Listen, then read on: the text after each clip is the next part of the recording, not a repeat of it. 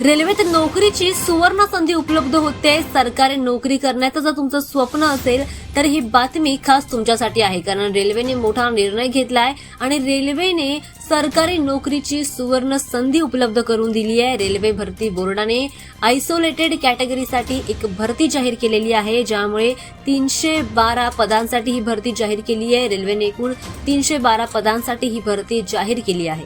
या भरतीमध्ये अधिक सूचना देखील जाहीर करण्यात आल्या आहेत.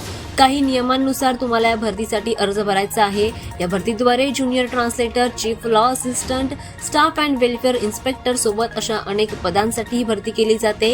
या नोकरीसाठी भरती प्रक्रिया करण्यासाठी ऑनलाईन पद्धतीने तुम्हाला अर्ज भरायचा आहे. ऑनलाईन पद्धतीने संपूर्ण प्रक्रिया करायची आहे आणि या नोकरीसाठी अर्ज भरण्याची शेवटची तारीख 31 जानेवारी 2026 आहे. त्यामुळे फक्त तुमच्याकडे 31 जानेवारी पर्यंतच यासाठी अर्ज भरती प्रक्रिया पूर्ण करण्यासाठी फक्त 31 जानेवारी पर्यंतचाच कालावधी आहे. रेल्वे भरती मोहिमेमध्ये काही सर्वाधिक पदे ज्युनियर हिंदी ट्रान्सलेटर पदासाठी आहेत आणि जवळजवळ 202 जागांसाठी ही भरती होणार आहे. रेल्वेतील या भरती मोहिमेमध्ये पदानुसार शैक्षणिक पात्रता वेगवेगळी असणार आहे आणि त्यानुसार त्यांचा पगार असणार आहे.